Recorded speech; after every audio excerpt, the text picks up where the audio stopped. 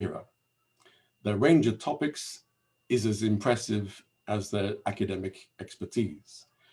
You can find the full details of this public lecture series on the websites of the LSE Hellenic Observatory. Tonight, we're delighted to welcome Professor Sir Tim Besley. Tim is a school professor of economics and political science, and also the W. Arthur Lewis Professor of Development Economics here at the LSE. His titles indicate his cross-disciplinary range, linking the economic to the political. Tim has a number of positions. He's a member of the UK's National Infrastructure Commission. He's a past president of the Econometric Society, a fellow of the British Academy, a foreign honorary member of the American Economic Association and the American Academy of Arts and Sciences. His CV is long and very impressive.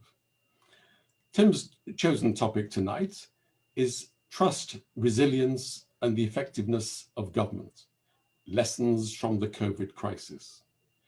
These are themes, of course, that underlay so much of our international discussion in recent times. Can our public institutions deliver? Are they stymied by a lack of public trust? Are they resilient to pressure? And can they cope in a crisis? Wherever we look, it seems, we find the resonance of these kinds of issues. In a different context, in the UK, Brexit is said to have impacted on levels of public trust and on whether the National Civil Service can deliver the public goods.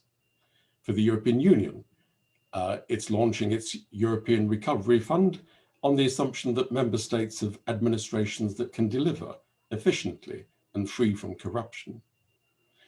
This year, of course, issues like effectiveness and trust have become central to our discussions on how governments can manage the COVID-19 pandemic. After Tim has given his lecture, as chair, I'll follow up with some questions of my own. It seems to raise questions of a different kind. Is there something different about public trust and government effectiveness when dealing with a public health crisis? Certainly, the issues that Tim is raising have a special poignancy in the Greek context. The country, of course, has come through the mother of all debt crises. The Eurozone established a new conditionality on Greece for its 3 bailout programs, and a major concern was how effectively Greece would be able to implement the reforms demanded of it. So much of the conditionality was devoted to the reform of public administration in Athens. And yet, this year, Greece has seemingly managed the pandemic much better than most, at least in its first wave. Seemingly, experts were trusted, coordination between institutions was achieved, and the public good was secured. A system often identified with a lack of trust and a lack of resilience to political pressures actually delivered effective government in the middle of a crisis. So to discuss Tim's lecture, we therefore invited 2 of Greece's most senior social scientists to discuss how Tim's argument fits the Greek case. Professor Maria Petmesidou is Professor Emerita of Social Policy at Democritus University in Greece.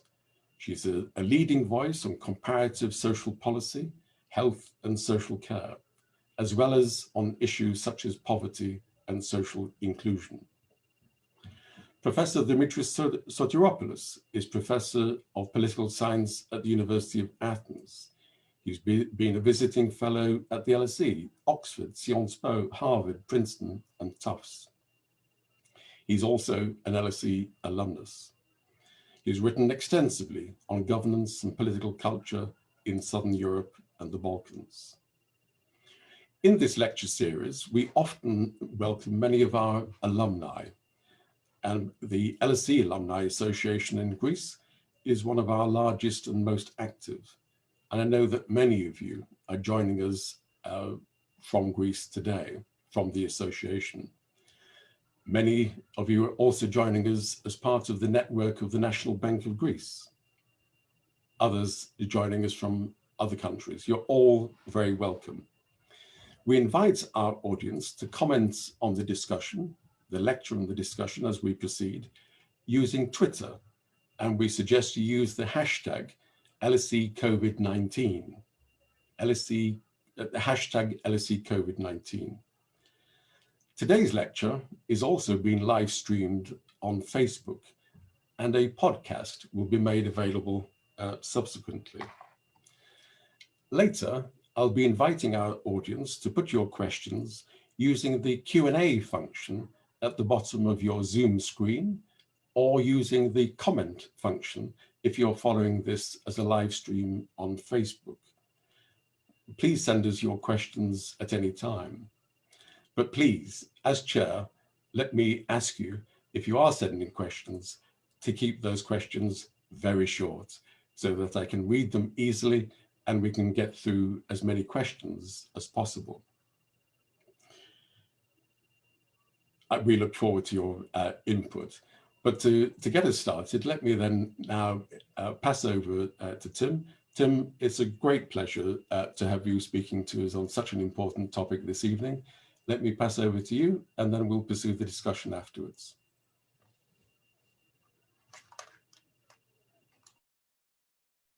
Thank you very much, Kevin. And it's wonderful to be here this evening with one important caveat, that I would much rather be with you in Athens than sitting here in London. And I don't say that just because we've got a particularly miserable and rainy day, probably that is probably much less enjoyable than being in Athens. But also, as Greece is always one of my favorite places, and I spent, luckily, in the summer, I spent a week in Corfu and a week in Crete during the summer. So, economists often measure things in willingness to pay. And I spent a week in Crete, even though I knew I would have to isolate for 14 days after I returned back to London. It was worth every day in isolation. This evening I'm going to talk about some things I think I know about, and some much more speculative things that we're all learning as we live through this quite remarkable crisis. I have a bit of a life both as a policymaker and as an academic, and I'm going to play very much more the role of an academic than a policymaker. What do I mean by that? Well, I always think that what academics want are really important and interesting questions, and what policymakers want are really important and interesting answers. So this evening, I'm afraid you're going to get rather more questions than answers, but I think that's befitting of what we're living through when there are so many bewildering and unique features to this particular episode. And the question I think that Kevin raised about how different is this from things we thought we understood is one of the themes I'm going to that's going to run through what I say. I spent quite a lot of my life, particularly the last say 15 years of my life, worrying a lot about this question, which surprisingly, as an economist, has had not as much analysis as you might have thought it would have. Economists very much view themselves as architects who think about what good policies are, but rarely have they thought hard about how do you actually get good policies to happen. And what makes government effective is not just having good blueprints for policy, but also understanding ways to make things actually deliver in practice. And that's really a topic on the borders between politics and economics, the field we often call political economy. And there are sort of two broad aspects of government effectiveness that get explored. One, which is, I think, entirely in the comfort zone of economists, which is looking at the role of institutional arrangements, what Douglas North famously called the rules of the game, the way we design, whether it be political institutions or central banks or administrative institutions, what are the rules by which they work and how do we staff them and so forth. The part that I think is harder for economists, but we've been dragged somewhat kicking and screaming into thinking about it, is the role of values and culture. And it's become a much more central topic, much even more recently than the study of political economy. And that's where the trust component of what I'm going to talk about comes in thinking about trust as a sort of value and differences in trust as being partly cultural, but not exclusively so. And I'll come to how I think about that. And the COVID crisis provides an opportunity for investigating the effectiveness of government or thinking about the effectiveness of government. But the jury is very much still out on the factors that have helped to make public responses effective.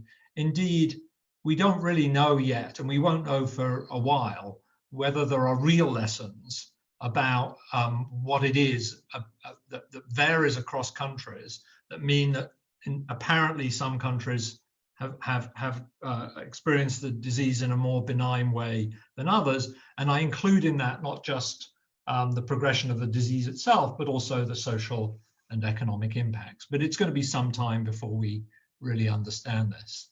So I'm going to discuss some background issues, some things that I think I've understood from my past research. And then I'm going to report a little bit on ongoing research, which I think illustrates some of the themes. And I'm going to organize around these themes of trust and resilience. There are many other aspects I could have focused on, but those are the two I decided would be most appropriate given what we're living through. There are sort of two pillars from a sort of political economy perspective. I always think there's two pillars of policy responsiveness, and there's two roles of politics. One is politics as aggregation, finding a way of reconciling competing views. And we've seen a lot of that in the crisis.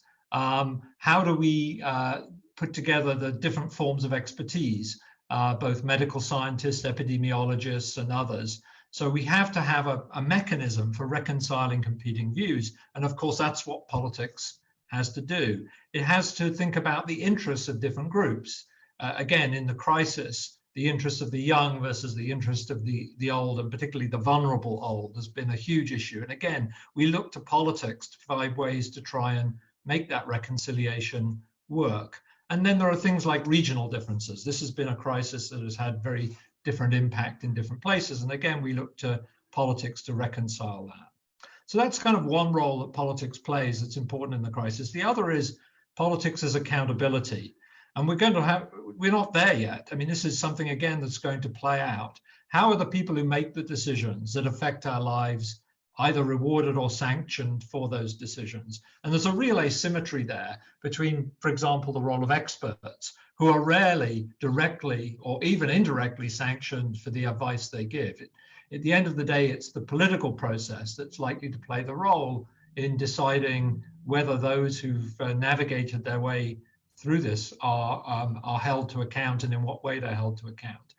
And of course, periodic elections are a big part of this, but scrutiny by media and civil society is also important. And I'll come back to the media angle a little later in my remarks.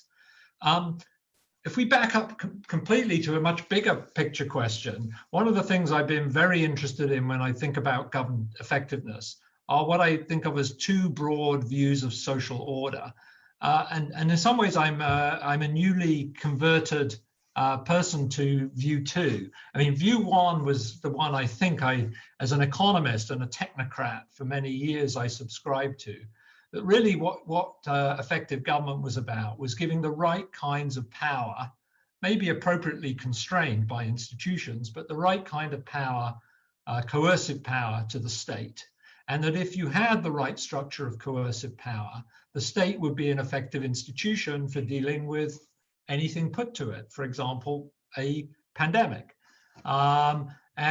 This comes from a very old view. I think of it going back at least to Hobbes, but I'm sure you can go back into the ancient Greeks in particular to see these ideas, that this is the solution to an otherwise anarchic possibility. So that when we think about what makes government effective, it's how we build a stronger, more assertive state. A second view, which has always been out there, but I think has been rarely embraced by economists, and I've only embraced in my work relatively recently, is a much more social contractarian view. That the really effective states are those that elicit a sense of voluntary compliance through a sense of shared obligation. That really, when you look at modern societies and the way they try and deal with social problems, it's not so much by having top-down solutions. It's by getting citizens working together to try and solve those problems collectively. And of course, you'll recognize that in the current crisis, that's incredibly important. Many of the things that we've been trying to do to navigate our way through the crisis have been to inculcate a sense of obligation on behalf of citizens to restrain from regular forms of activity, not mixing in public, being responsible when visiting their elderly relatives and so forth. And on this view, the contractarian view, the strength of the state really is about inculcating civic mindedness. Now, I've come to believe these are not views we should necessarily juxtapose. There's elements of truth in both views, but I think it's important when we think about the capacity of the state and the effectiveness of the state in the crisis that we particularly see both of these dimensions at work. And a feature of the crisis, again, I'll come back to Kevin's question, what's different this time? I think when we've looked at classical questions, we generally begin with a notion when we talk about state effectiveness of what works, what makes the state work relative to an objective we might define for the state to deliver. And I'm going to argue in a minute that this is particularly a difficult issue in the crisis where I don't think we have a clear answer to that question. But normally we begin with a notion, we want the state to deliver education to our citizens or build roads or control inflation. We have a kind of clear idea. And then the question is to work out the framework that will make that deliver. But the answers are rarely clear-cut. And a good example of that, there is a raging debate that's nowhere near being resolved about whether democracy is good for anything, pretty much, in terms of outcomes. Is it good for growth? Is it good for your health? Is it good for your well-being? I don't think we really know. I doubt there's an answer to that question, but that's another debate, which we could come back to. But the point is, generally, we think of framing the question of government effectiveness around well-defined objectives. Now, the COVID crisis is interesting because we hope it will provide lessons on government effectiveness. But there's going to be a long period of investigation. As I say, this is in some ways good news for academics because it will keep many people occupied for a long time as we try to dissect the lessons, hopefully in a way that will ultimately lead to policy conclusions. But it's going to be a long time before we have really rigorous and well-developed policy conclusions. We want to know what types of policy are more effective. Are particular institutional features been good in the responses to promote good responses? What kinds of socio-cultural factors are important? I'll come to trust in a moment. But there are three big challenges that I think is sort of affect the way we're interpreting this episode. One is radical uncertainty. We are not dealing with something which is about calibrating well understood things. And again, I will amplify this later. There's little or no agreement on what a good outcome is. We could take a view, of course, we don't want people too many people to die, but at what economic cost?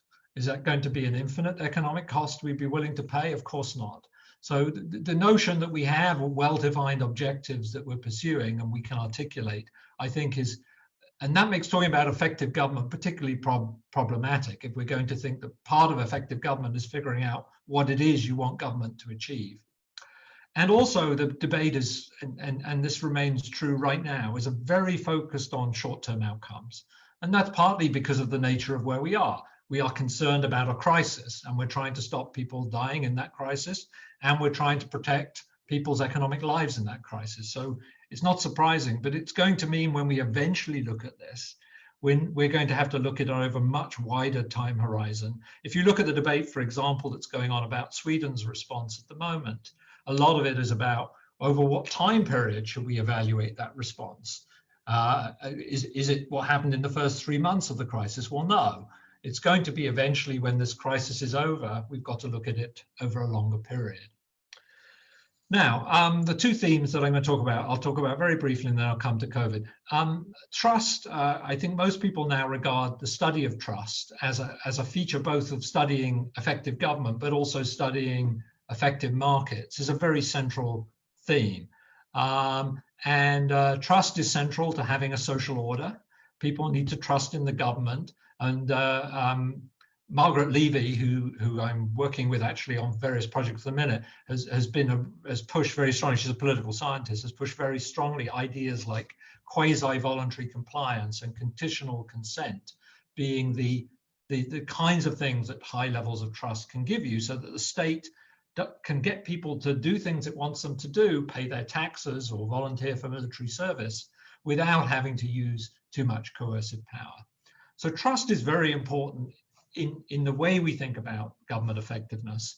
And trust is also important in markets. Markets really don't work so well if we have to fall back entirely on regulatory ways of making the market work. And it's not surprising, and this is, I'm going to show you this picture, but you'll probably seen several versions of this, that if you correlate measures of trust, this is from the World Value Survey, against levels of income, more trusting societies are generally higher income societies. That doesn't mean it causes higher income, but it tells you that there's presumably something here that we need to think about and to investigate.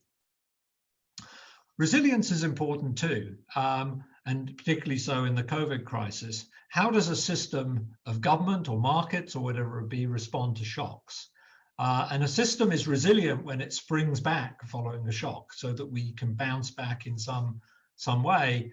And in the work I've done on this in the past, and I'll show you a picture from some of that work in a moment, one of the things I've stressed in that work is that having appropriate oversight of key decisions and checks and balances is very important to having a resilient society, and whether you look at it in social or political or economic terms. And it's also another important feature of resilient systems is the balance between expertise and politics. To what extent can we balance those factors? Again, it's another form of checks and balances. And one thing that's come out of the research I've done on this is that countries that put strong constraints on government power tend in general to be more resilient. There is a risk that they're also more sclerotic. It's harder to get change and responsiveness, but in general, they've been a better way of protecting citizens.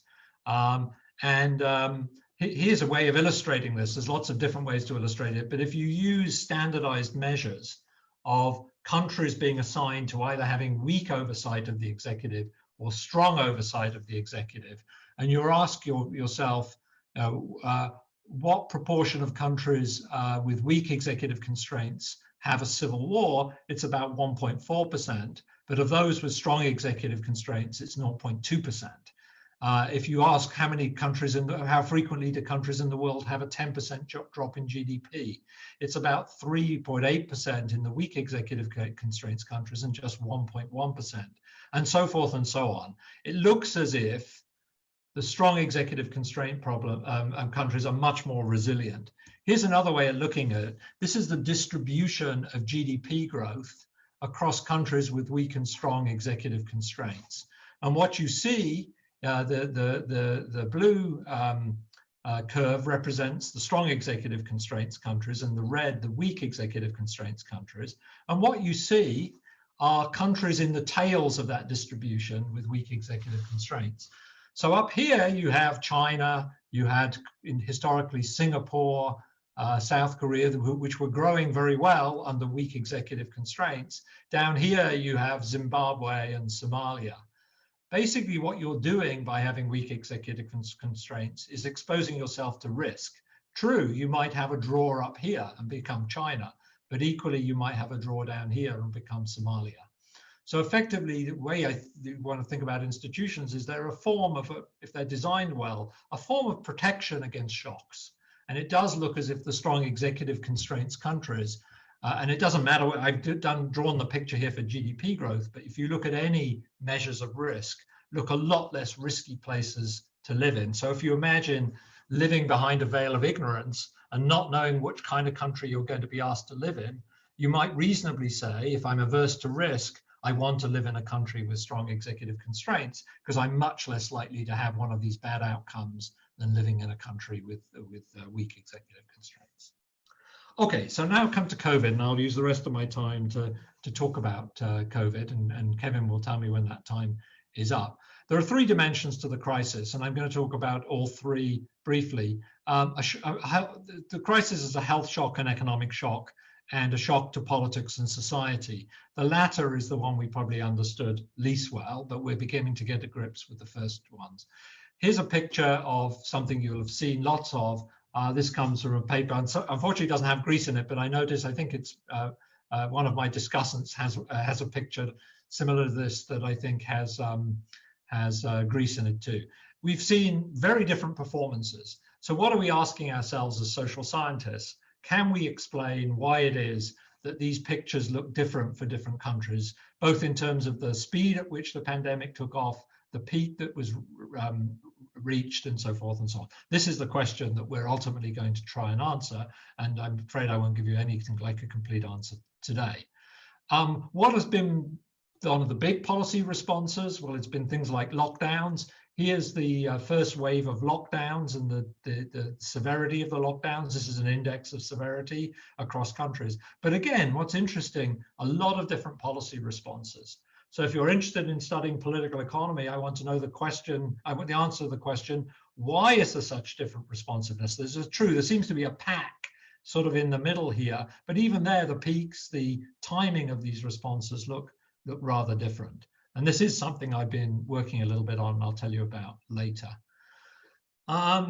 So governments have been using, to respond to COVID, classic regulatory measures, particularly locking down parts of the economy, things that we would have thought even a year ago, if we'd been sitting here, were inconceivable as actions of government in modern times. I think you have to go back to medieval times when the Black Death led to lockdowns of cities to at least that's not quite true. There have been other things since, but these are not measures that we've typically studied in recent years.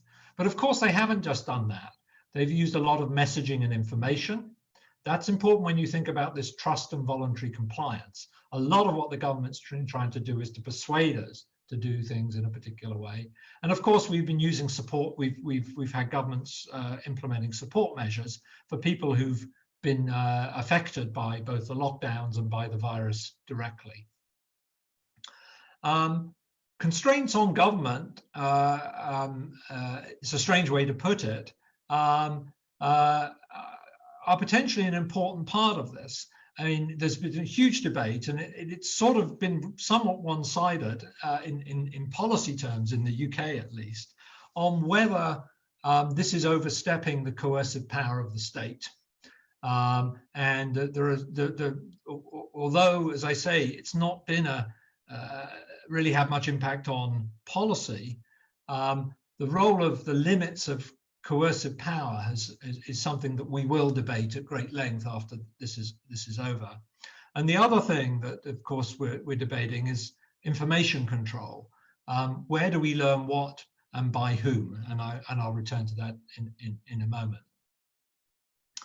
Policy in the crisis has been based on quite limited evidence, and that's not surprising. Policy, but that's meant that what has actually happened, and I'm going to show you a couple of things in a moment, that policy has induced is a really open question. How much is voluntary and autonomous actions by citizens, and how much is in policy-induced action? We really don't know enough about that.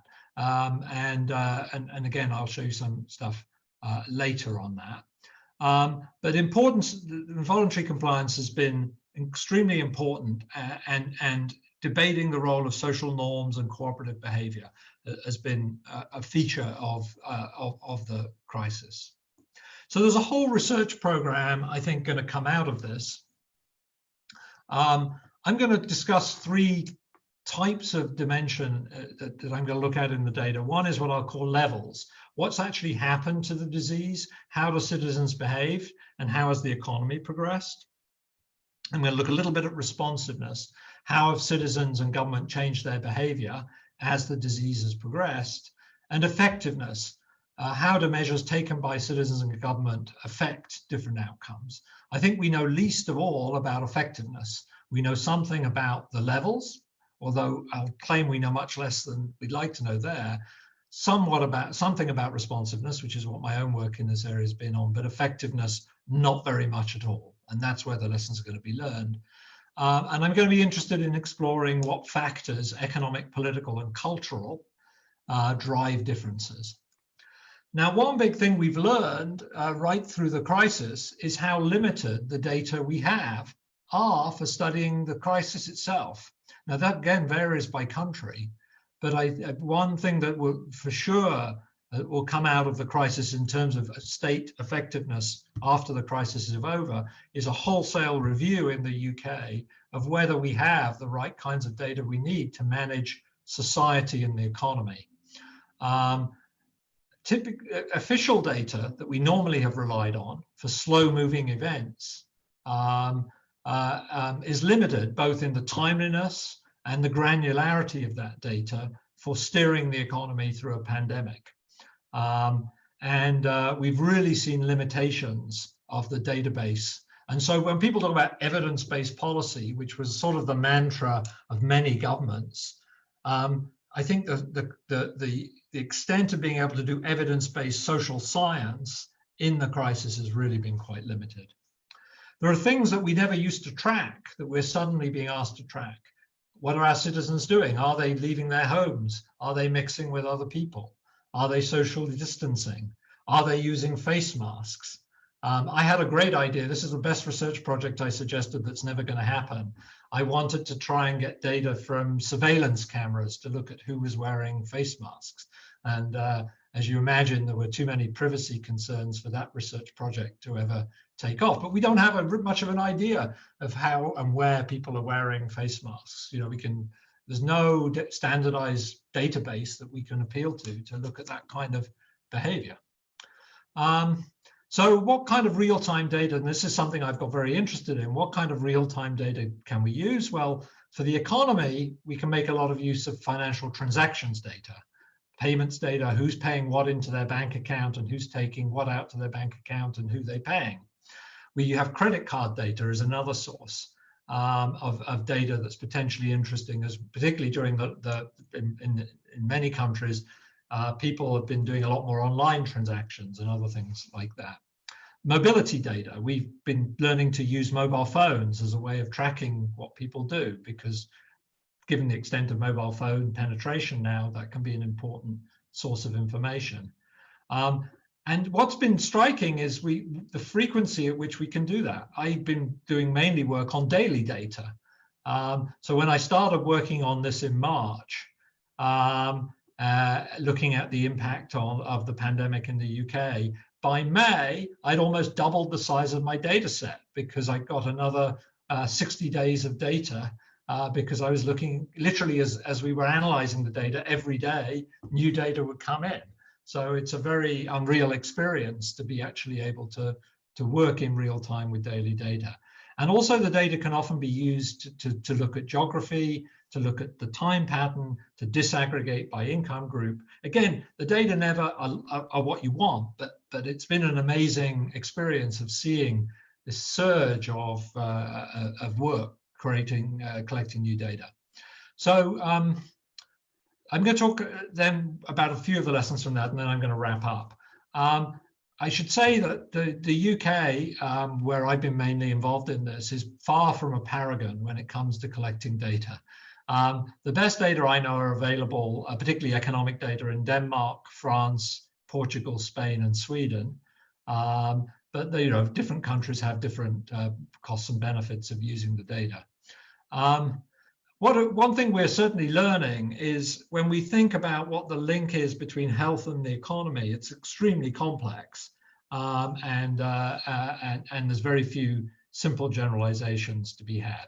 So let me show you a few lessons that have come out from some of this work. Here's a picture from a study based on UK fintech data. So one thing you can do is you can persuade, this is from a financial app called Money Dashboard, you can have a look at all the transactions that people are making. And what this shows you is the pattern of spending from January through May in 2019. And you can compare that with the pattern of spending using the fintech data in 2020.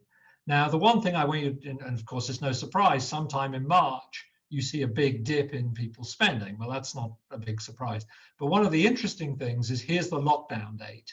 And notice that a lot of the falls in spending predate the lockdown, suggesting that people are already anticipating that. And moreover, when the lockdown was eased in May, there was not a big recovery.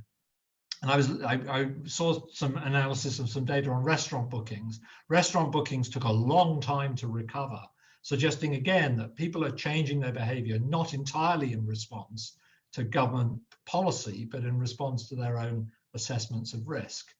The other thing we've learned is that, and this is looking at it again, this is for the UK, looking at it by income group, is that people in the lowest income group have had the biggest falls in monthly expenditures, and that have had the biggest falls in income, the lower income groups, and most of the expenditure adjustment has been from the low income groups, with the higher income groups having had both their income and their expenditures protected. We also know that there are huge differences across countries. This is data from BBVA, which is a large Spanish bank, just showing you that over the same period, there are just as there's all these differences in responses in terms of the disease, there's huge differences in the pattern. All get a major fall, but the pattern of recovery and the pattern of falls is quite different across different countries and across different localities within countries, it turns out, when you disaggregate. So there are huge amounts of differences that we have to explain. And I think it's hard to believe that they're really just a product of government policy. I'll end with talking a little bit about disease progression and mobility, which is a topic I've been working on. Very early on in the crisis, we collected data from the European Centre for Disease Control for over 200 countries on what was happening to mortality. It turns out that we looked at raw mortality. Excess mortality, which is a much better measure, is really only available for about 28 countries. And what we asked ourselves in this research is, how are citizens responding to the crisis? And for that, we went to Google mobility data. So for every day, for every country, you can get a measure of the extent to which citizens are on the move in that country. And we were able to track the crisis through the lens of Google mobility data on a daily basis. And then for the United States, we also got other data from pings on mobile phones, where it turns out if two mobile phones get into proximity with each other, they communicate, and you can get a measure, therefore, of how socially distant people are. And we were interested in lots of questions. How does this vary with income? How does it vary with country characteristics? Citizen trust in government. Let me just show you a couple of things I want to draw your eye to here. Here's deaths per million population, disaggregated by various things. Now notice COVID, if you believe the death data, and I'm not going to go into that, but we can debate that if you want. If you believe the reported death data, COVID has been much worse in countries that tend to hold free and fair elections, have strong executive constraints, and a high income. So COVID has not been something that has proportionately hit poorer countries more. More interesting, from something that I talked about earlier, high trust countries, though, tend to have had a much better experience relative to low trust countries. And that's also true for countries where people trust the government. So the red line is where you have high trust in government. The mortality rates are lower than in countries that have had high trust. So it does suggest, but media freedom goes the other way. The free media countries tend to have a much worse experience. In terms of mobility, some other interesting patterns emerge using the same indicators. Where you see a big difference in mobility, so this is whether people adhere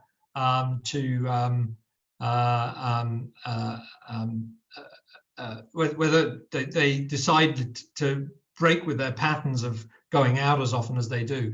The high trust countries on the whole have had smaller falls in mobility than the low trust countries. So even though they've had a better experience, whatever they're doing, they are presumably going out and engaging in more socially distanced types of behavior, even when they go out. What about citizen responsiveness? I'm going to look at two things briefly. I'm going to look at heterogeneity across space and time. One thing that we found in our research is that when we look at how much citizens and government have responded to the crisis, there's been a lot more responsiveness to the crisis in the free media countries than the censored media countries.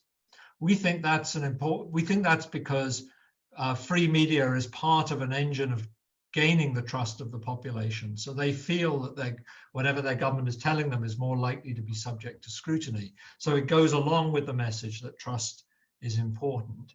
But notice there's no difference. Sorry, these lines show that the reduction in mobility for the free media countries versus the non-free media countries, where 0 is no change in mobility.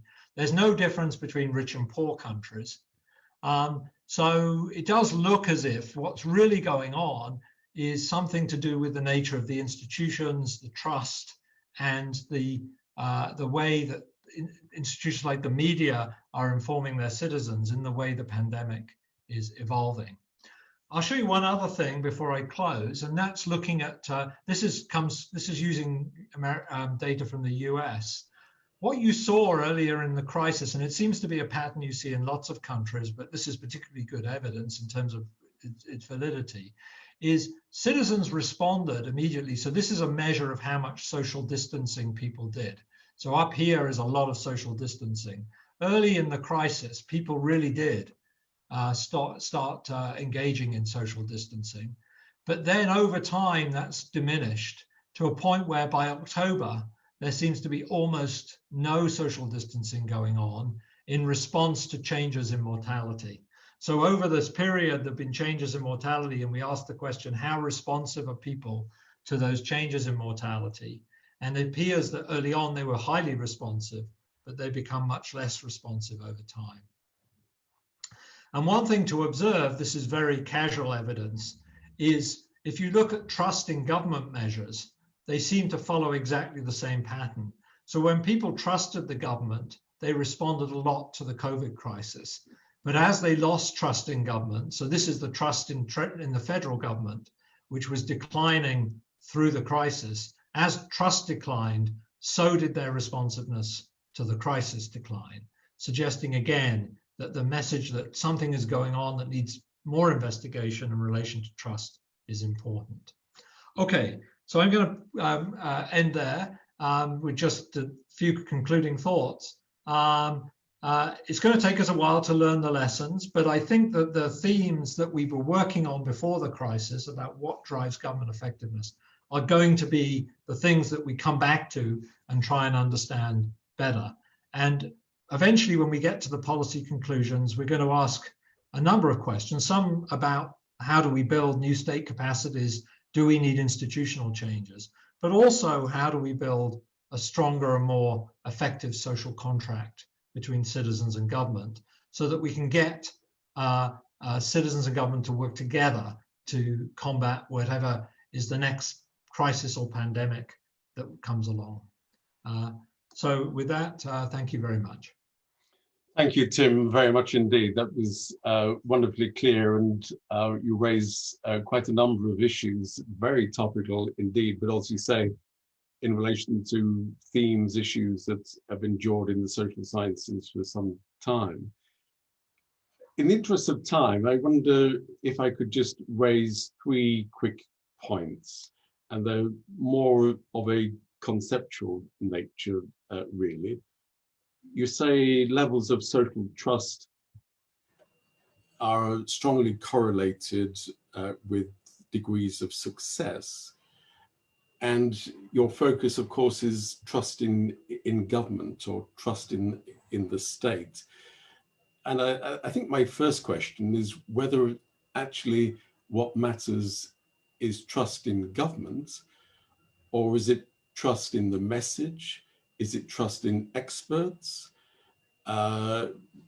You talk about the social contract between citizen and the state, but it seems really that if we're talking about voluntary compliance, then it may be something with the message that the citizen is hearing, possibly from whom. The other second aspect you focus on very much is the sense of civic mindedness. And you say that the sense of the social contract suggests a state strength. And I wonder how we could measure such a thing, how we could have a robust measurements of civic mindedness. What does that mean? You refer to a civic culture. And I wonder how robust that is as a variable in the explanation. And then I think, thirdly and finally, from me, you referred to resilience, and I was wondering though, your references to whether a system will spring back and be resilient.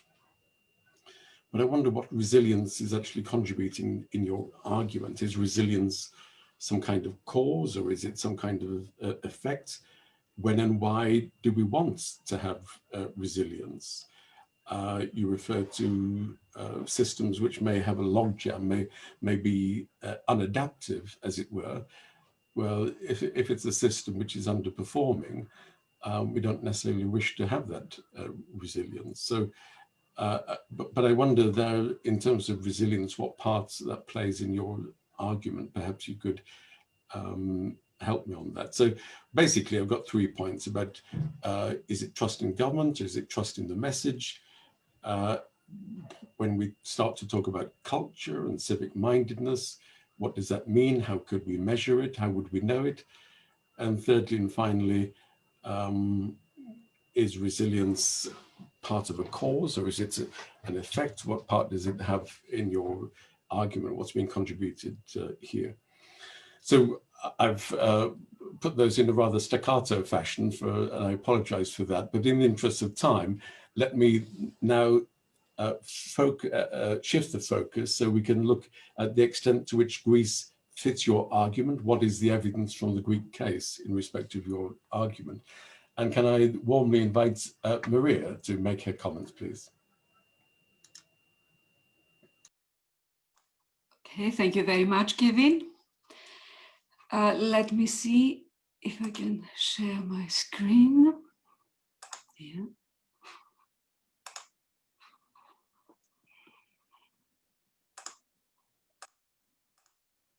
Okay. Well, thank you very much. It's my pleasure and my honor to participate in this online event organized by the Hellenic Observatory and supported by the National Bank of Greece. I would like to thank Tim for his very stimulating presentation, very rich conceptually and also in terms of empirical data analysis. I will take up the point that Kevin raised, namely that there is a strong correlation between trust levels and success that Tim brought up in his presentation, although with the caveat that the causal link is not very clear between these two variables. And the example of Greece, as well as the example of other countries, raise some questions as to the validity of this correlation. So my comments will focus on the theme of trust, on the theme of communication of policy, namely the policy concerning the measures for curbing the spread of COVID-19, state capacity and effectiveness of government. Data from various surveys over the last 6-7 years show that Greece scores comparatively low in terms of trust if we compare Greece with other North European countries, and usually at the high end are the Scandinavian countries, which are high social trust countries. But despite this fact, Greece succeeded in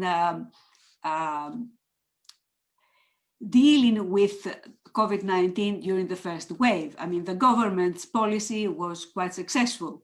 So this raises a question about the correlation between trust and success. And also within this group of high social trust countries, we have different kind of policies and different kind of outcomes. So Sweden has opted for very loose measures and delegated responsibility to the individual, but the outcome, it's not as good as it is in Denmark, for instance, which opted for a more rigorous stance, and the final outcome is much better compared to Sweden. However, this argument about low trust in Greece is reinforced if we focus on how the measures were monitored in Greece. There was a very strict monitoring based on police patrols, based on strict control of the movement of the population, and also on the imposition, based on the imposition of economic penalties. And this somehow shows that there is a kind of adversarial characteristic concerning the state-society relationship in Greece, and to a large extent reinforces this issue of low trust in society. And also, if we focus on the way policy has been communicated in Greece, I mean, these measures of the lockdown, how they have been communicated, especially during the first wave, I think there is a very interesting comparison between Greece and Denmark in this respect, which exactly reinforces the fact that trust is quite low in Greece. Communication had a kind of top-down character, a kind of paternalistic character. The top figure, the top epidemiologist, was appearing on television every night during the first wave, and he presented the data about the cause of the infection and also gave advice to the people.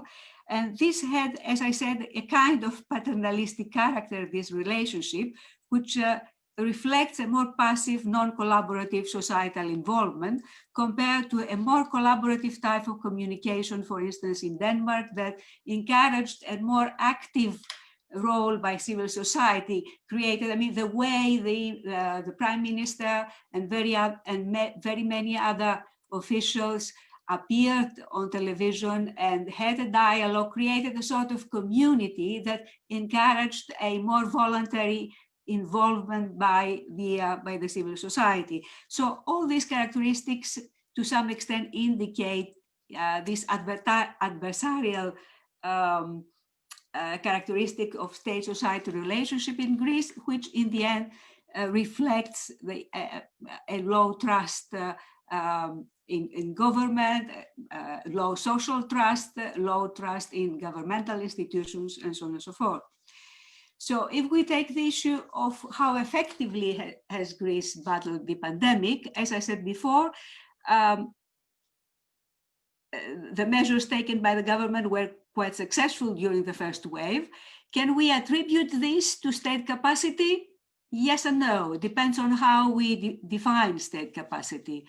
For instance, if we define state capacity as the ability of the government to set a goal and achieve it, I would say that during this first phase, indeed, Greece had a state capacity in this respect, I mean, because it set a specific goal and it achieved it.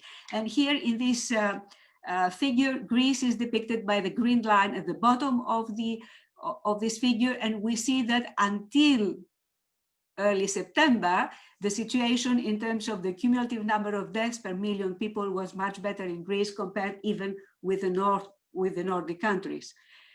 Now, which was the goal? The main goal, the main strategy that the government had during the first wave was to secure a positive image of a safe destination for tourism to resume in the summer. So tourism is the heavy industry in Greece, so they wanted to shelter tourism from a case where Greece wouldn't be a safe site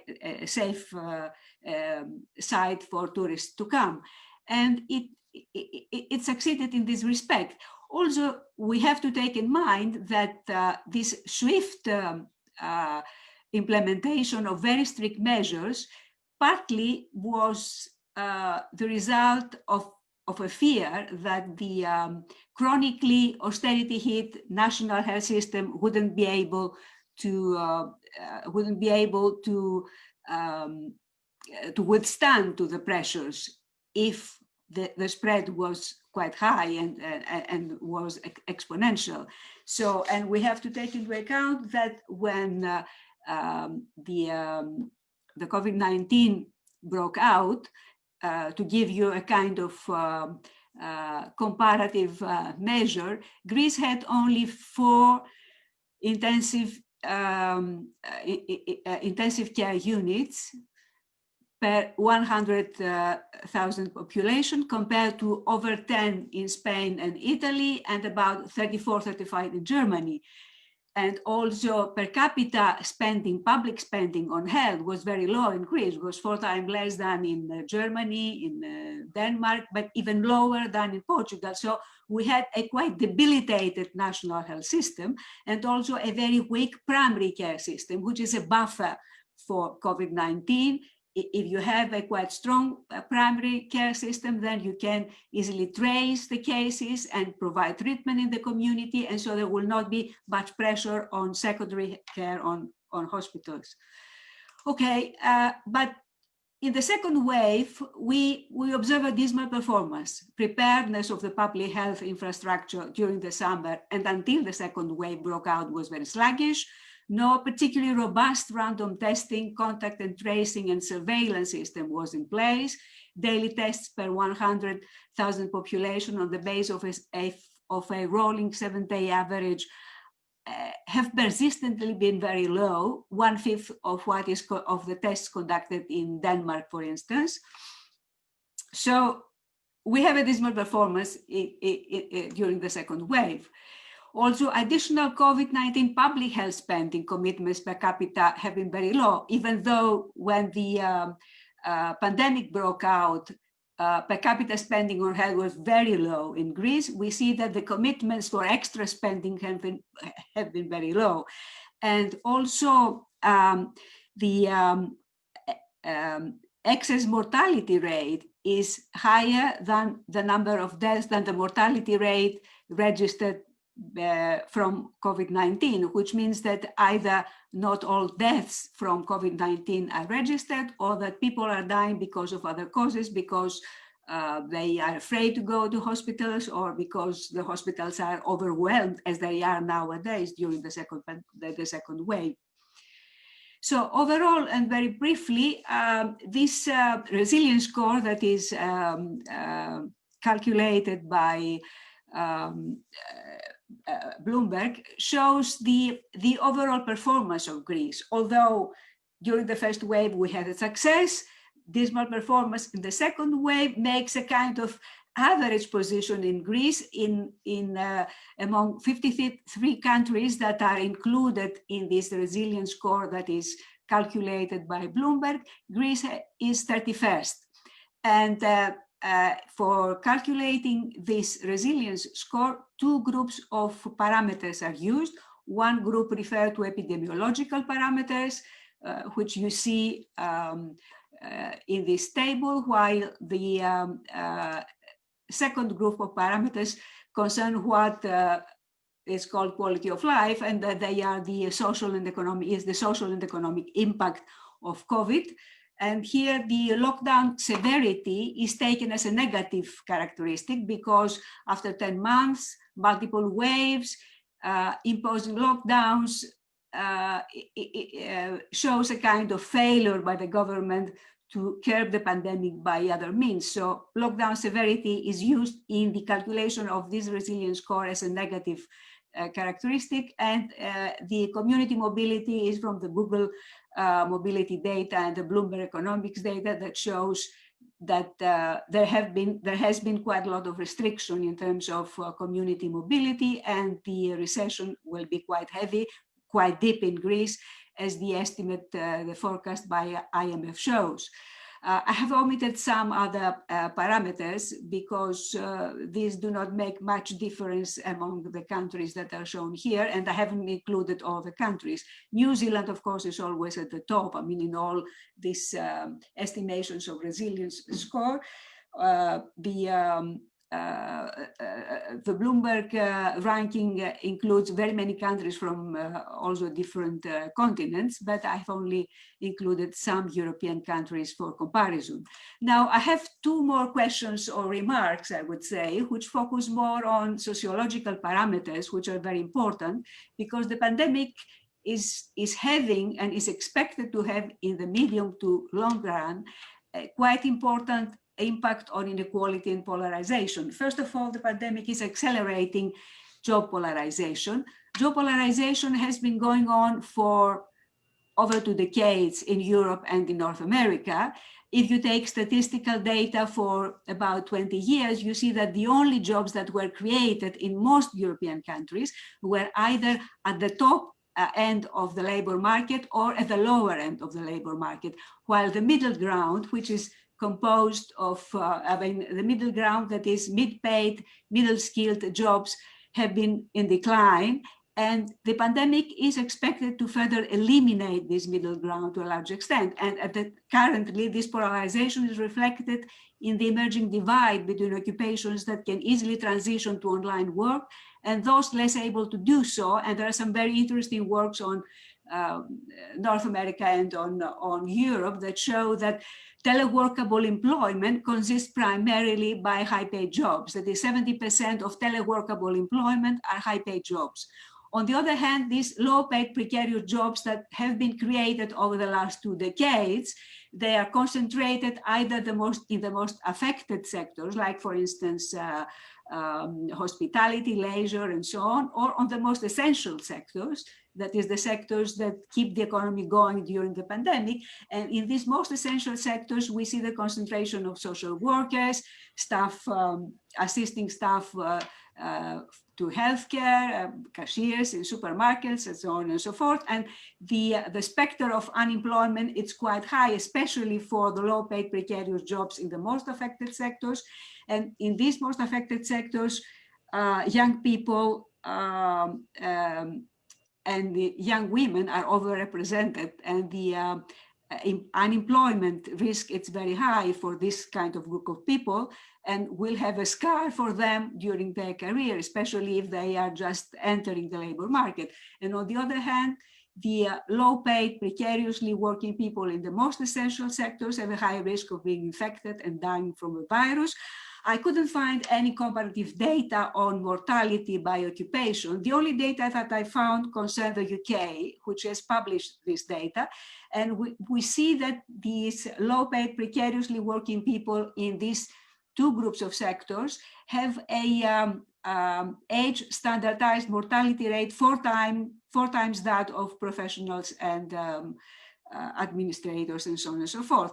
Also, the pandemic presents a serious risk of rolling back the gains achieved in gender equality over the last decades, because the government measures increase the unpaid workload for women, the lockdown, the closure of schools, and all these things. And also because some early studies show that reduction of working hours takes place most often among women during the pandemic, especially under the furlough schemes and other state-funded support schemes. And this might have a negative effect on the career of women, because they may not be able to come back, to return to full employment, and this will have long-term effects. They will end up in a very low position compared to men with similar skills. And finally, this polarization, I'll close here, this polarization is reflected on the welfare system, because these low-paid, precariously working people are not covered by labor relations and not covered by social safety nets, and this overlaps with the generational protection gap, with young people more protected, less protected, old people more protected, and here would include other vulnerable groups. My last question is whether the EU matters. Yeah. I'm sorry, Marie. I wonder if we could move on, because we're going to run out of time. Yeah, okay. I know that you wanted to bring the EU dimension in. Yeah, I think it's very important, especially for countries like Greece. Yeah, but it might come in the discussion, yeah, perhaps. But thank you. That was very powerful. Dimitri. Hello, I would like to thank our host for inviting me to participate in this discussion, and our speaker for making me think about issues of trust, resilience, and government effectiveness. I'm going to share my screen.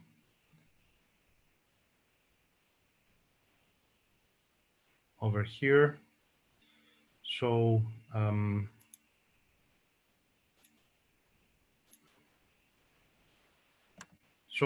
this is my outline. Very briefly, I will refer to the COVID-19 situation only at the end of this talk. Indeed, I would like to suggest to you that it is now a situation which is pertinent for us, social scientists, to think about the larger issues, such as whether trust, resilience, and government effectiveness make institutions more robust, or the other way around, as I would like to argue. This is that state institutions themselves create more or less trust, resilience, and effectiveness. I will go through very few sociological and political science approaches, and then I will look at the case of Greece in a comparative perspective. This will be a provisional, very pilot type of study, which I will present to you in order to discuss state capacity. So I will take the point that a state's capacity and also the strengths of institutions themselves create trust.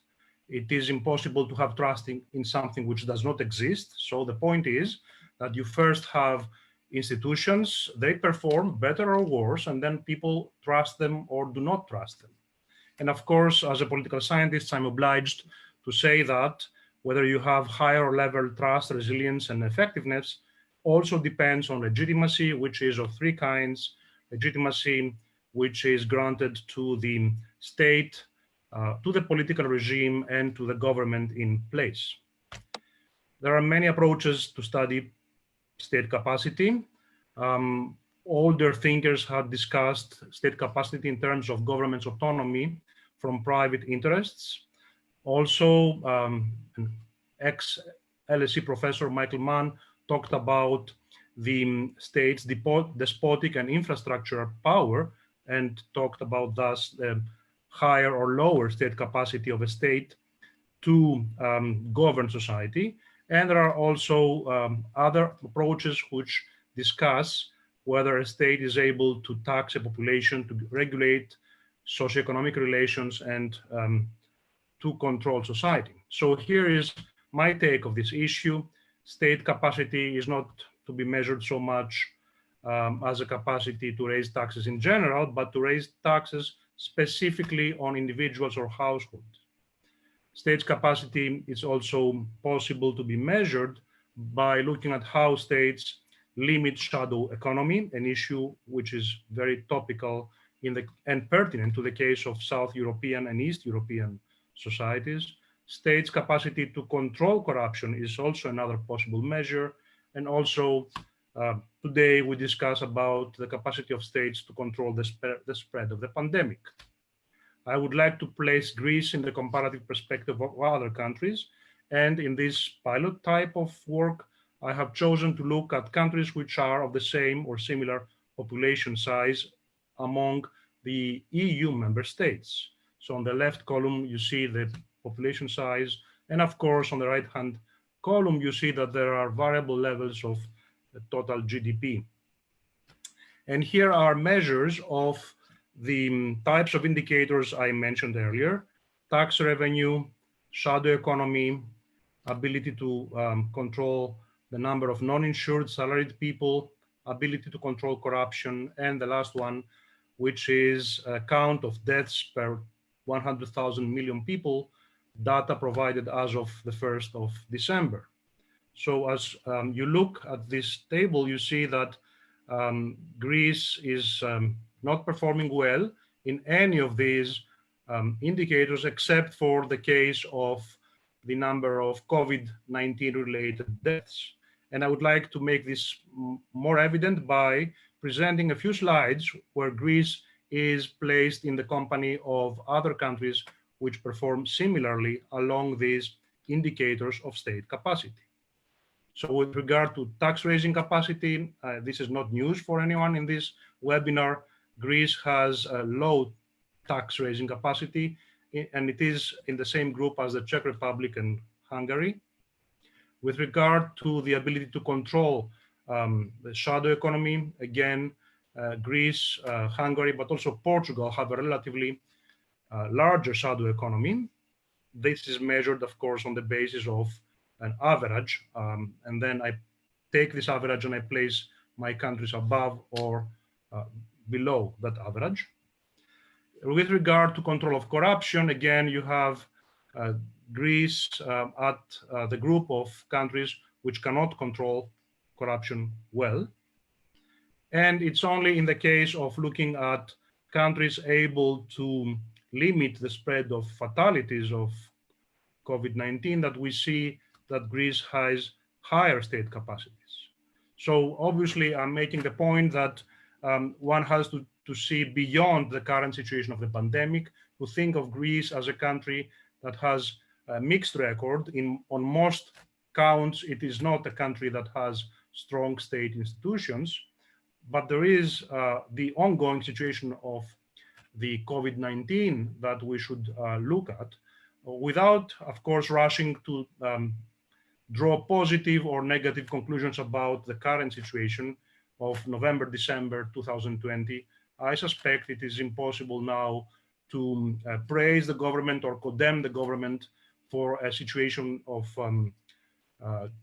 victims of COVID-19 that is still, unfortunately, evolving.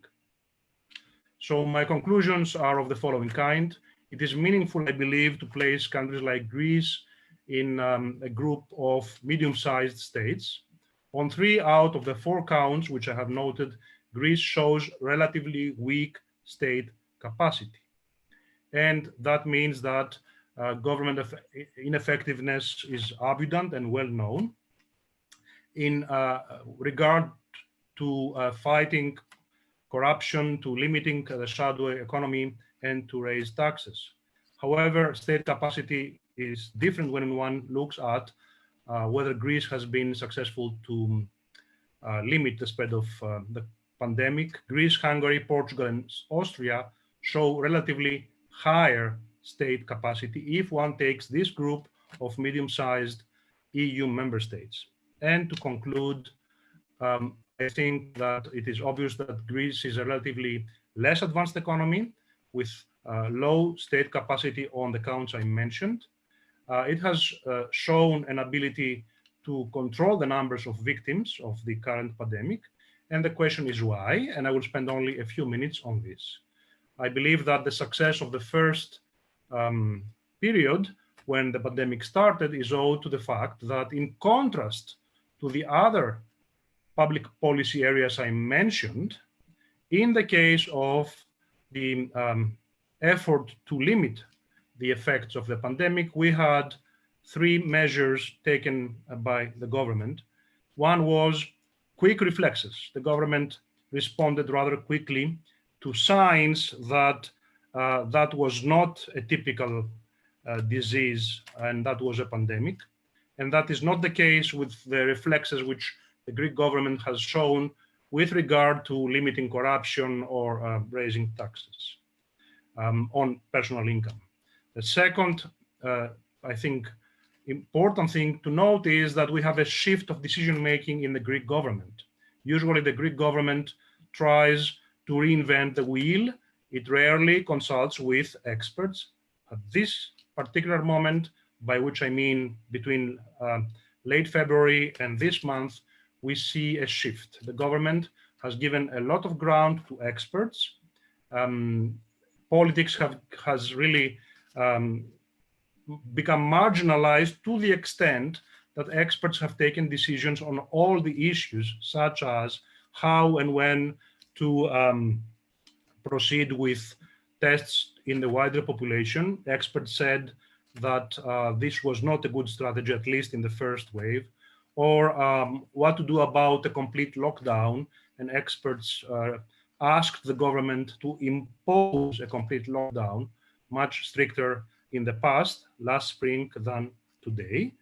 And finally, the third point, which sets government policy in Greece apart in the case of the pandemic compared to the other cases is that there were clear rules. These rules were simple to follow, and they were stated, announced publicly in a comprehensible manner. And then after announcing this policy, there was strict enforcement of the rules. Again, in contrast to all other cases I have mentioned, such as in the cases in which the Greek governments, successive Greek governments, have tried to raise taxes, limit the shadow economy, or control corruption. So perhaps, even though it's too early to tell, my conclusion is that these new elements in Greek policy making may provide a lesson after the pandemic is over in order to make progress in the other policy areas which I have mentioned. Thank you very much. Thank you, Dimitri, and thank you. You've caught up on time for us. That's much appreciated. Tim, I wonder if I can come back to you and invite you to respond just in a few minutes to what has been said. I appreciate there's been quite a lot which has been raised, but perhaps you'd like to select what you think are the most important points for you to respond, and then we'll go to the Q&A. Yeah, I will be very brief because I'm keen to give people a chance to ask questions. Just a couple of things to respond to. Let me take your final question, if you don't mind, Kevin, the one on resilience. I think that's a very important question, what we mean by resilience in this context. So a good example is people would say, well, in some areas like trying to fight climate change, there's, we want to change the world. We don't want to just go back to where we were. Maybe there's opportunities to rethink the way we do things, maybe the forms of transportation that we use and so forth, where our notion of resilience wouldn't be just returning to the situation before the crisis. But and I do think, therefore, you're right to say we need a definition of resilience, which is about restoring a sense of confidence, trust, and belief in ourselves and our lives in a way that's been knocked by the crisis, but does not assume that many of the things about society that we were unhappy with can't be changed. And I think that was a refrain actually in both Maria and Dimitri's comments, that there will be things that come out of this crisis that are going to be things we have to rethink. We probably should have been rethinking otherwise. So labor market insecurity would be another example. This was an issue that's been accentuated by the crisis, but it wasn't created by the crisis. So if the crisis leads us to think through issues and then to build new forms of state capacity or whatever it takes to deal with those issues, then we won't just be trying to recreate the world that we had before. I thought just in terms of what Dimitri said at the end there, and what made Greece's response different, I think one of the questions you raised, and I think could be a subject of a whole conversation, is exactly how you get the role of expertise and how that works in general in a political system. And I'm less convinced than you seem to be that this is, the countries that outsource this to experts were in general a more successful group. But that's exactly the kind of debate we will be having in the next couple of years. I don't think it's easy to resolve that now. Thank you very much indeed. So let me try to pick up on some of the questions that have come in. Incidentally, we're delighted that we have people joining us from literally all over the world. I'm seeing India, United States, Peru, not Australia yet, but we're doing okay so far. So some questions, if I could take up here. From Carmine in Rome. Resilience has been defined in so many different ways. Can we consider it as a negative attitude or as a positive one? Is it a biological or is it a historical attribute?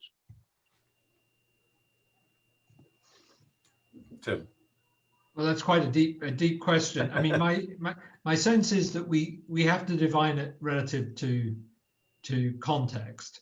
So, you know, if we're talking about the complete breakdown of a social order, as in the case of, you know, case where civil war or something like that erupts in an otherwise orderly, what had been an otherwise orderly society, I think we would all agree that normatively that concept of resilience is something we do care about, that we want. We may not agree with the way everything is being done, but an element of stability and social order as a backdrop to achieving the goals that society wants to achieve seems like a relatively consensus notion of resilience. But I think it goes back a little bit to what you said earlier. Resilience could be thought of as a system that's kind of stuck.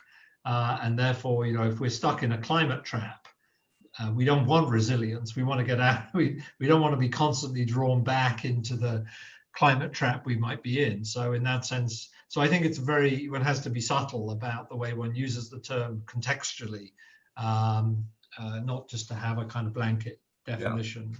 And apply it carefully. Thanks. There's a question from Alice about compliance and the extent to which compliance may be related to matters other than trust, and she highlights declining compliance being linked to a fatigue of quarantine restrictions on lifestyle, etc., or even, as she puts this, a desensitization to questions of mortality rates. So as we go through the COVID crisis, might the key factor be fatigue rather than trust? Yeah, I mean, that fits with the idea that particularly in the psychology literature, it's very clear that there is a degree of human adaptation to circumstance as part of our probably evolutionary genetic nature, that we get used to things and they shock us less the more we're exposed to them. I mean, surely early on, what I showed in the picture with the very big increases in behavioral response probably were something to do with the fear factor that one gets when one does a new and highly uncertain situation. And we kind of habituate over time to such things as we learn to understand them, and also to control them, because there have been big advances in treatment and understanding of how we prevent transmission of COVID. So it would also be natural, as we learn more and more about the things we can do to protect ourselves and to protect others, that would elicit a less alarmist response. But the sort of initial impact of something like this would surely something to do with psychology as much as it is of trust, as the questioner says. Thank you. For this next question, I wonder if I could bring in Maria and Dimitri, because it's directly related to Greece, and it's from Professor Stella Ladin. And she asks about the correlation between resilience and trust, what that correlation might be. Could we say that at this particular moment, Greece had the right balance of trust because of the quick reflexes and the compliance behavior? I don't know. Maria, do you want to start off on that? Let me repeat the question. Could we say that at this particular moment, Greece actually had the right balance of trust because it had the quick reflexes and a reinforcement of compliance? I'm not quite sure actually that I'm getting that question, but she's clearly asking about the relationship between resilience and social trust. I don't know, Dimitri or Maria, do you want to come in on that? Maria. Well, I mean, I wouldn't say that compliance is related to trust, because I see that the way the measures are monitored in a very strict way, this shows that the government doesn't expect compliance, and that there is a kind of adversarial relationship between state and society. Therefore, it implemented these very strict monitoring processes. I wouldn't see this as an indicator of trust anyway. And as for resilience,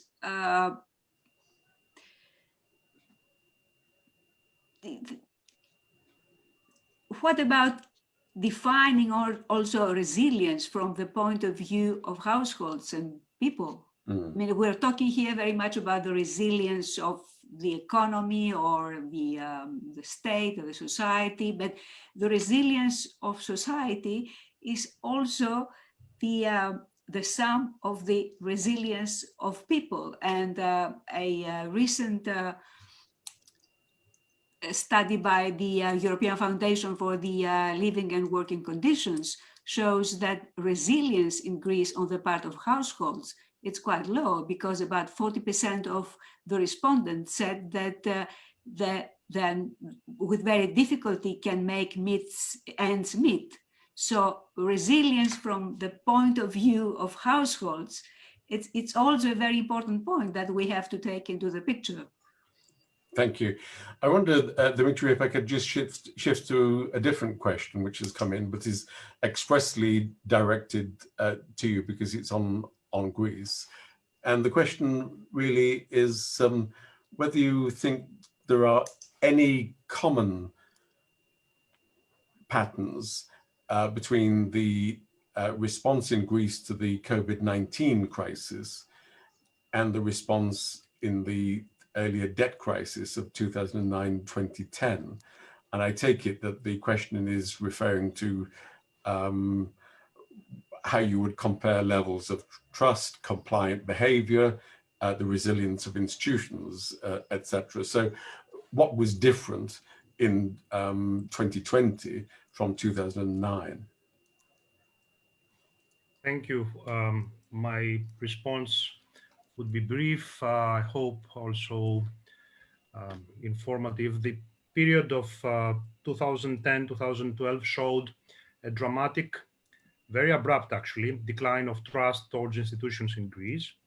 And that was a decline after a long period of declining trust, which had preceded the onset of that economic crisis.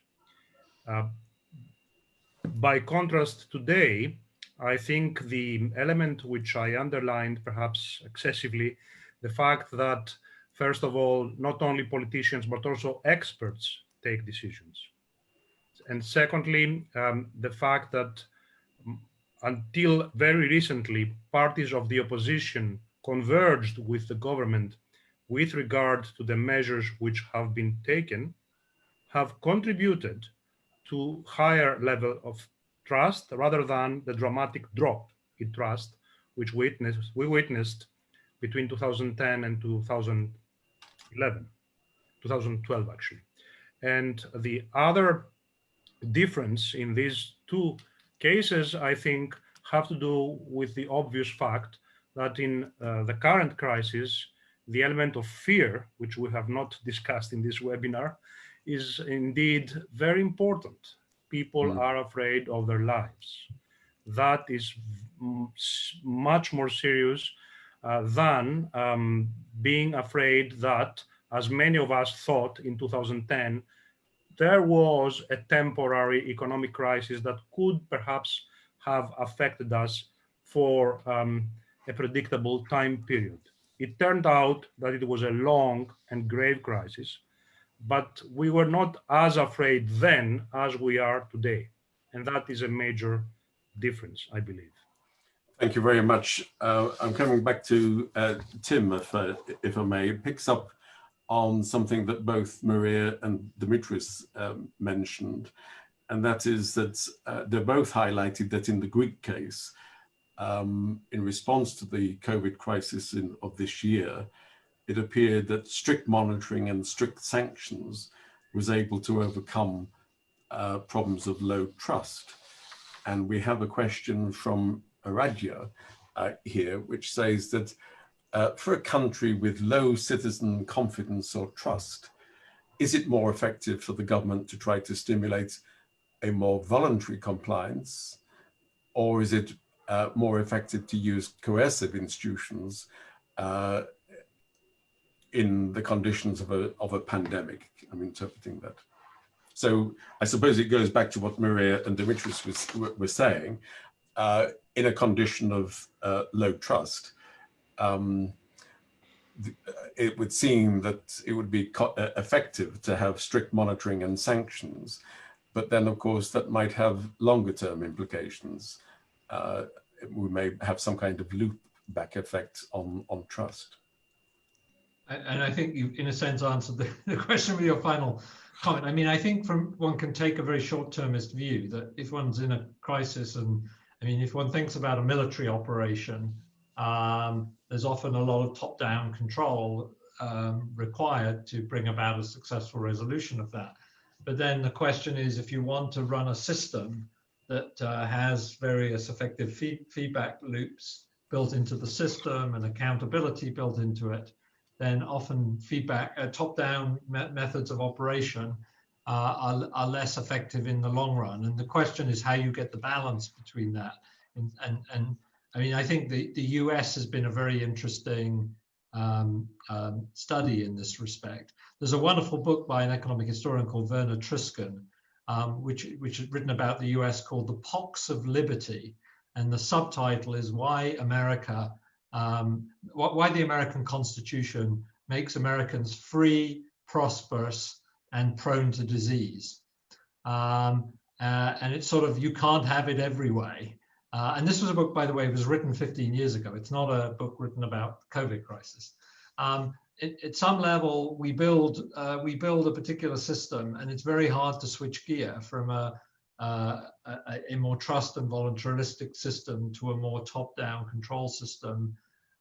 And you know, we may make decisions over time that we didn't have that balance right, but it's often not available to some societies to simply switch gear and change the way they regulate behavior at the drop of a hat. I think these are deeply ingrained contextually into the way societies operate. So what Sweden's done is, I think, a very clear reflection of the way a Swedish society and culture operates. I mean, it's institutional, but it's also very strongly cultural. Yes, honestly, I was struck that at the beginning of the pandemic, I was living in Italy, in Firenze, and I couldn't fail to notice differences of administrative instruments, indeed administrative culture. So in the Italian case, we'd have the President of the Republic coming on TV at 9 o'clock, issuing decrees which would take effect at breakfast next morning. And these decrees would be posted on every public and private building outside, immediate decrees, immediate diktats, etc. And I guess, you know, from a political science point of view, that seemed to remind me about the importance of differences of administrative culture, of how administrations attempt to do things. And by contrast, of course, what you just said in the Swedish case, I recall a cabinet minister from Sweden making a statement to the effect that the Swedish government expects every citizen will carry out their social responsibility. The contrast between North and South couldn't have been posed more starkly. However, of course, as you were saying before, Tim, the performance in terms of the COVID crisis of both Sweden and Italy has been very, very patchy. So it's not obvious that how governments act in terms of the instruments or the style or the administrative mechanisms. It's not obvious that those have a direct impact in terms of compliance. Yeah. And when you add to that the possibility that this is reinforcing things, so authoritarian countries become more authoritarian, yeah. Whereas we might have thought there was a path towards some kind of liberalization in those countries. So you really do, I think that the bottom line lesson is we can't just look at the short term. It's really going to be about the long-term impact of this on the way we run societies. We can't judge it, even based on whatever we are now, 7 months into the crisis. Well, that seems to be an appropriate point to bring matters to a conclusion. in the sense that this talk clearly has to be repeated at some future time when we have more evidence as the pandemic has hopefully been overcome. I'm delighted that we've had your responses from the audience and participation for this lecture from so many different countries, India, Peru, United States, various countries across Europe, etc. So I think that's something of a first for the Hellenic Observatory to have such wide international participation. So I thank you for that. Let me, before, as I finish, let me thank once again the National Bank of Greece for their collaboration for this lecture series. We look forward to being able to return this series to Athens in the not too distant future. Let me thank the very interesting contributions we've had from Professor Maria Petmesidou and also Dimitri Sotiropoulos. And above all, let me thank my LSE colleague for his marvelous lecture, Professor Tim Besley. My thanks to each of you. My apologies that we couldn't go through more of the questions that the audience have sent, but I think we have covered so many different aspects, both in general and in the particular case of Greece. You can see that you can find more information about our upcoming events. And let me highlight one public lecture, public discussion, which is coming up in January after Christmas. The title, Power and Impunity, What Donald Trump and Boris Johnson Didn't Learn from the Ancient Greeks.